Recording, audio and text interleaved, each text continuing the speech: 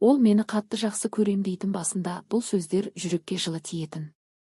Әр қыз сияқты мен де мені бағалайтын адамды кездірдім деп ойладым.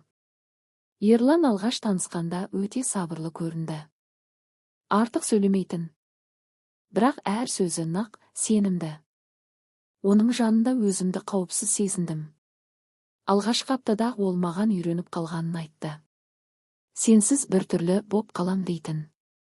Мен оны романтика деп қабылдадым. Бірақ уақыт өте келе сол сөздердің салмағы ауырлай бастады, ол мені жиі іздейтін болды. Басында бұл да тәтті еді. Қайдасың? Не істеп жатырсың? Бірақ кейін неге жауап бермейсің? Кіммен отырсың? Неге онлайн болдың да маған жазбадың? Осы сұрақтар көбейе берді. Бір күні мен құрбыларыммен шығайын деп едім, сол кезде ол үндемей қалды.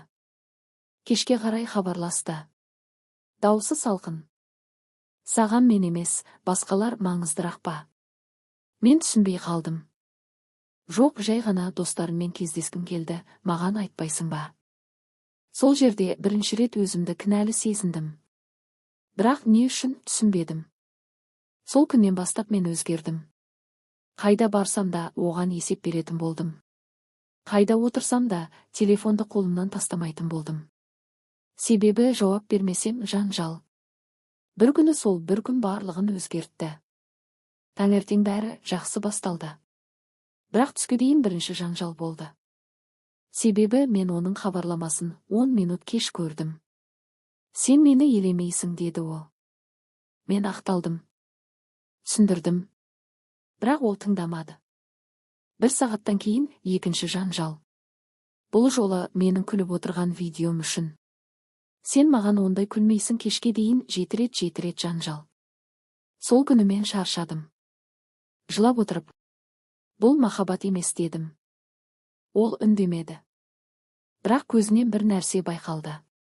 Қорқыныш па әлде ашу ма, мен түсінбедім. Сол түннен кейін мен бұрынғы Айсұлу болмадым.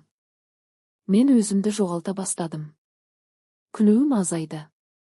Еркіндігім жоғалды. Ол мені бұрынғыдан да қатты жақсы көре бастады. Бірақ бұл енді махаббат емес еді. Бұл тәуелділік еді. Ол менсіз өмір сүре алмайтындай болды. Ал мен оның жанында тұншыға бастадым. Бір күні таңертең мен ояндым. Ішімде бір ғана ой болды. Мен кетуім керек. Айқайсыз, даудамайсыз. Жай ғана кетіп қалдым. Тек бір хат қалдырдым. Сен мені жақсы көрмедің. Сен мен арқылы өзіңді емдегің келді. Бірақ мен дәрі емеспін. Ол сол хатты оқығанда не сезінді білмеймін. Бірақ мен алғаш рет еркін дем алдым. Кейде біз махаббат деп ойлаған нәрсе шын мәнінде қорқыныш болады.